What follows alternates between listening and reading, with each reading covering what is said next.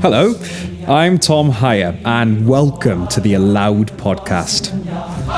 This is the home of big voices and even bigger journeys. Only Boys Aloud is so much more than just a choir. It is a launchpad. I'm going to be chatting with standout alumni, current OBA members, and inspiring creatives, sharing the stories, the graft, and the moments that take voices from Wales to world-class stages. Let's get into it.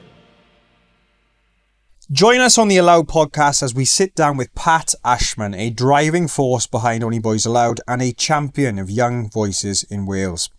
In this episode, Pat shares the story of how the choir began, the challenges of securing vital funding at the very beginning, and the dedication that turned a bold vision into a life-changing reality for countless children. We are going to discover how music became more than just singing, a tool for building confidence, inspiring creativity, and creating a sense of belonging for boys across the country. Pat reflects on the early days of the charity, the milestones achieved, and the volunteers, parents, and supporters who helped turn notes on a page into a choir that now resonates far beyond Wales. Now, this episode is a celebration of vision, perseverance, and the power of music to transform lives.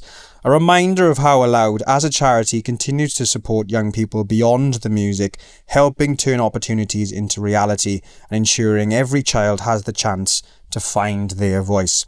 Without the support of funders and people like Pat, none of this magic would have been possible. So here we are, Auntie Pat, I think. We used to call you Auntie Pat, didn't we? Oh, yes. Back in the day. Auntie Pat to about 300 boys by now, I think. It's Welcome. been a long time. Right, Thank to you. the Aloud Thank Podcast. It is, we were saying outside, really full circle to be at this moment, 15 years from start of Only Boys Aloud. I mean, it's just awesome to have a chat with you. Welcome. Thank you. 15 years is inconceivable in a way. And to be talking to you, who I remember from the launch in Merthyr. Wow. I remember when that. Only Boys Aloud was actually only going to be a 12-week project to create a choir of young teenage boys from the valleys to sing at the National Eisteddfod in Ebbw Vale. Wow. That was it. That was the concept. That's what we at Principality got involved with in the first instance and agreed to fund. I'm really interested now that I am a lot older than I was. What was that conversation like? Was that an easy decision, maybe for you, but how to get it over the line? You know, how did you secure that? I can imagine quite a lot of funding. It was interesting because Peter Griffiths, the chief executive of Principality at the time, invited me to a meeting with Tim, Rhys Evans, and Rachel from Arts and Business. They wanted to come and talk to us about the project. As it happened, I couldn't be in the meeting because I was at another sponsorship meeting with the Welsh Rugby Union. So, but when I got back to my desk, there was a note saying, contact Peter, or come up and see Peter, something. So I went up and Peter handed me a folder and said, read that, go away and read it now, this afternoon, and come back and tell me what you think. So that was my introduction to this project, the idea, all written down on paper. So I went back and sort of sat in one of the little meeting rooms and went through it all. And my brain sort of said, oh gosh, yes. It was. Can you tell me why? For so many reasons, because young men, teenagers, to get them singing, I thought that was just an amazing concept. But more than that, from a Principality sponsorship point of view, all these choirs were going to be in the valleys where we had branches. Every single place was a connection to Principality. And Principality's ethos was all about community, all about our members as a building society. So for me, it was immediate. The connection was like, oh, yes. Obvious. Plus, Principality had been sponsoring the National Eisteddfod since the 50s, the 1950s, would you believe? Yeah. So, of course, it was National Eisteddfod, singing, our communities, it all sort of gelled. So I went racing back up the stairs and said to Pete, we've got to do this. And he said yes. Wow. And from then it was like, okay, but it was literally a 12-week project. So then that takes us to the Eisteddfod, which was the first public performance. Well, it was the first public performance of Only Boys Aloud. I remember that very, very clearly. Yes. You know, Sosban Fach in the mice, you know, I did like thousands of people, I think 4,000 people. And we were nervous then because that was our first, we didn't know how people were going to receive this. But I remember you'll remember the roar of the audience when we ran on. Yes. We hadn't even sung. Hadn't sung, no. You know.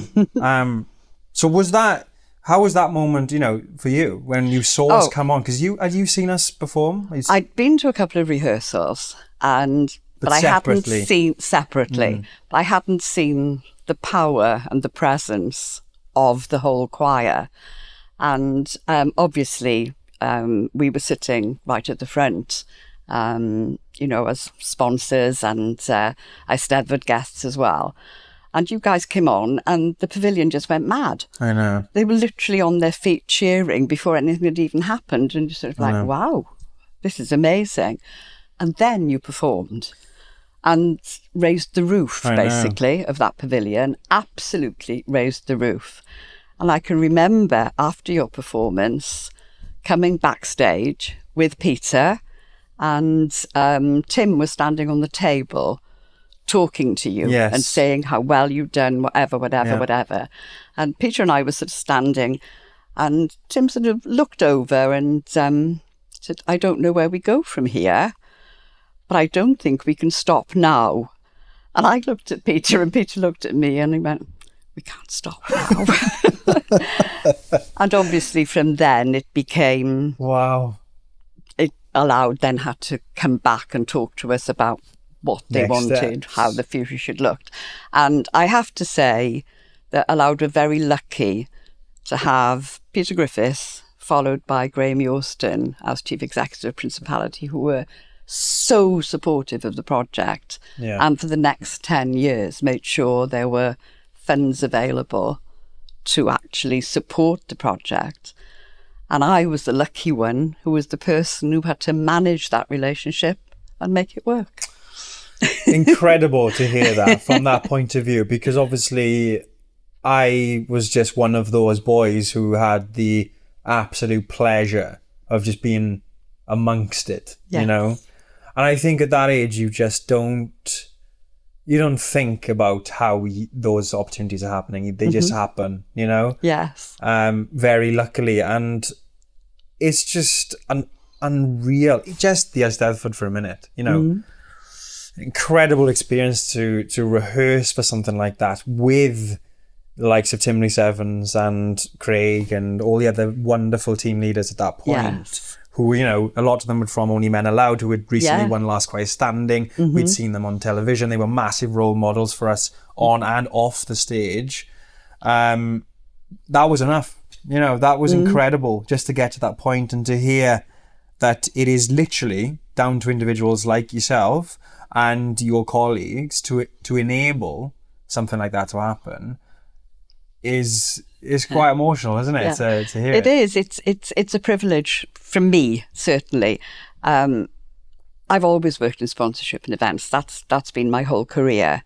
And I've been lucky enough to be involved in some major sports sponsorships, leisure sponsorships, various sort of things. But this is the one that stole my heart. And now, sort of several years after retirement, I can't let it go. I don't want to let it go. I still love being part of it. There was, right from the beginning, there was a sprinkling of magic, I think, over this project for so many reasons. It was always so much more than about the singing.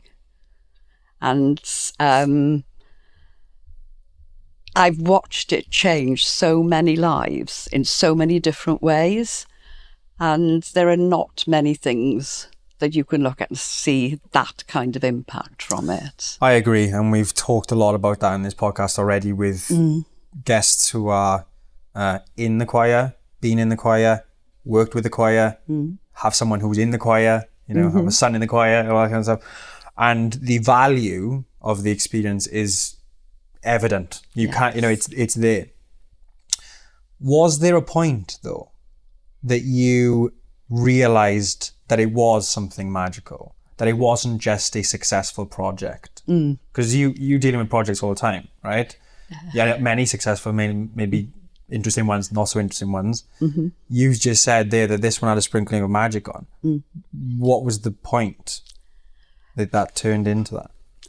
I think that realisation that we can't stop now, because the possibilities seemed so endless. It was like, there's so much we can do with this. But I think that's amazing foresight, no? Because none of us knew, we certainly didn't know where it was going. Tim, I don't think or anyone knew where it could go. So it's quite amazing. I think for me, it was... my job as sponsorship manager was to make it work. Yeah. And I could see sort of things like the branch appearances, the going around our branches and singing, coming to Queen Street and performing in front of the branch. It was associating a strong Welsh brand with a magical Welsh product. Yes. That affinity between the Principality brand and and Only Boys Aloud was just, for me, it was joyful because I could see so many things I could do with it. Yes. To expose the brand to positive vibes, if you like. A win-win kind of thing. Yeah, absolutely. Yeah. Absolutely. And I think not many sponsorships continue for 10 years, let me tell you. No. They really don't. You're usually looking at a 3-year term and then etc. But the number of times that we looked at it again, because to secure funding, it wasn't just me going, I want a budget to sort of, do this again. Yeah. It was going to the board through Peter, Graham, whoever, and having to evaluate the project and say, why should we continue with this? Why should we put more money in this? And there was never any argument, because it represented the brand values of Principality so strongly and gave us contact with an audience that would never normally have even known what a building society was. Yes. So it was that connection with a new generation was equally valuable, I think. And also with like a unique product in Only Boys Aloud, like being like a very young male voice choir that's never been done before. The breaking of the mold of singing not being cool, and all of that is also great for breaking down old maybe thoughts about living in the South Wales valleys and a lack of aspiration potentially, combining things like hobbies like sport and drama and singing. Like often the people would be segregated into different groups, but Only Boys Aloud just amalgamated all those people together and provided a space for that. Yeah, absolutely. I think that's one of the most impactful things sort of over the years, from a purely personal point of view, getting involved with the choirs, seeing sort of how many diverse sort of boys sort of finding their level, if you like. It was almost like the shy ones would find the shy ones, and they might sort of huddle together for a little bit as their confidence grew when they came out of their shells. The chopsy ones would find the chopsy ones, and they would learn discipline, confidence, respect, punctuality, diligence. Yeah, absolutely. And the geeks would always find the geeks. Yeah. Because you will find those people. You find your people. And they will find but they also then, because they're in their own little group and they gain that confidence, that gives them a confidence to actually engage with the other sort of groups, their peers, and they become a unit. And that's amazing that you could see that, because we obviously experienced that. Yes. So we've talked about that in every episode in different ways. Like someone who's in it at the moment explains that in their own way. It's amazing that you could see that from your point of view. But I think that is rare though. Oh, it is. Like, I haven't really had that since. No. Do you know what I mean? Where you have that atmosphere that is not location specific. It's not that it has to be in this room for that. It's actually anywhere, isn't it? Because we had rehearsals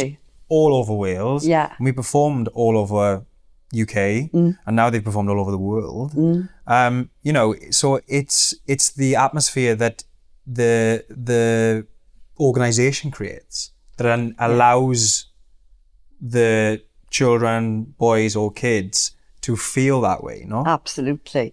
I think all credit right from the beginning to the choir leaders, because, and the people who came on board as community leaders voluntarily, because they created that warm, safe, welcoming space. Yeah. Every rehearsal I went to, no matter where it was, whether it was Merthyr or Newport, wherever, it was the same. You felt inclusive. Yeah, absolutely. I know. And really, I think the choir leaders had this sort of knack of making everyone feel valued. Yes. I think the sort of inclusivity, no cost to join. I know. No audition. It didn't matter if you sort of didn't have a great voice, you were still part of it. But then isn't it remarkable about the quality that it also produced? Absolutely. You know, because you do, as you said, you do Absolutely. We did have all sorts of experiences and levels of ability, if you like. Yeah. But you listen to the stuff that Only Boys Aloud's done over the last 15 years, you know, it's phenomenal. It's absolutely phenomenal. The quality is superb. Yeah. And I suppose, you know, you have to put that down to the quality of nurturing and the quality, the level of teaching. I mean, right from the beginning, it's been classically trained choir leaders. You know, Tim brought on board his Only Men Aloud. Yeah. And I've watched over the years people who started in the choir as this sort of 14 or 15 little boy. They're now choir leaders. Yeah. They're now sort of part of the whole organisation because they didn't want it to be just, I finished now, so they want to give something back. They want to still be part of it. Yeah. And I think that's fabulous. And I think that's a big reason why we're here today as well. No, that's why this whole Aloud podcast is here, is about celebrating what Aloud has done in the past, what it's still doing now, which is, you know, incredible for, as we said, me and you to sit here and reflect on what's happened and also contemplate on what is still happening, but also trying to ensure that it continues to happen in the future. Absolutely. Yeah. And I think that's a bigger issue, a big issue, because we're at a completely different, the world is in a different state. The business world is in a completely different state. The impact of COVID, I think, has been phenomenal. Yeah. In a bad way, obviously. It's obviously impacted the way businesses are spending their money, and there is so much competition out there from charities and organisations for funding that I think it's a much different world from 15 years ago when Aloud were fortunate enough to secure a corporate business partner. I think that's a real challenge in this day and age. And I don't know, there's no easy solution. It's not going to be wave a magic wand and another principality business is going to come out of the ether and say, we'll give you X amount of money for the next 10 years. It's not going to happen. And that's a huge challenge. And I think that Aloud are trying to approach that challenge and deal with that challenge in lots of different ways and doing a good job of it. But yes, I think any help that anyone can give Aloud in terms of helping to secure a funding would be so welcome. It doesn't matter whether you, I don't know, can find 10 quid in your pocket, or you choose to run a half marathon and raise money sponsorship that way, or you know somebody within your business who might actually have the ear of someone who could make some money available. I think every opportunity has to be explored. It's a really challenging world out there. You said there about the importance of fundraising now, is that it's a different world to 15 years ago. Yeah. And I think that's part of what this podcast is about, is that, you know, Aloud are trying to show the value of what it's done for people up until this point, what it's still doing, and what it can continue to do for boys and kids ongoing, so that people like me and people like who've been through Aloud can continue to benefit from it. So like fundraising is different now, you said that. How else can people help the Aloud charity? You know, how else can they help? There's lots of different ways, obviously. Very much still dependent on communities and working in your community. Nobody knows a community better than people who live there. So if your son is going to a choir in wherever, who do you know or how can you help in that community? You can personally help. Even if you can't donate, you can volunteer your time to help Aloud, either as a community leader or a chaperone, or just sort of somebody who'll go along to rehearsals and just be an extra body. Yeah. And sometimes that's important. Or you might know a business or of a business who could perhaps make a small donation or get involved in some way because of something they manufacture that might be useful to Aloud. It's just sort of thinking outside the box, really. What can I do? How can I help? Volunteering is really important, obviously. But also sort of things like, I think I already mentioned, sort of fundraising through doing events, all that kind of thing. It's just anything you can think of that might be a way of perhaps raising some funds. Yes, or in a different way. Simple as just sharing. Yeah, absolutely. What it is about. Yeah, if your son is in Aloud, talk about it. Talk about it. Yeah. Yes, tell other people. Yeah. I think recruitment obviously is a massive part of this. We want to keep the boys coming through. We want to maintain the numbers. Yeah. Equally, you want to maintain the numbers, but you've got to make sure your funding is there so you can actually afford to maintain the numbers. It is a bit.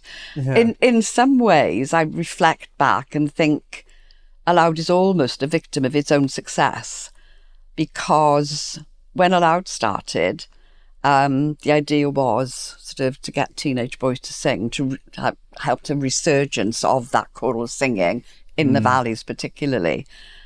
And there weren't many people doing that there. Now, there are choirs everywhere.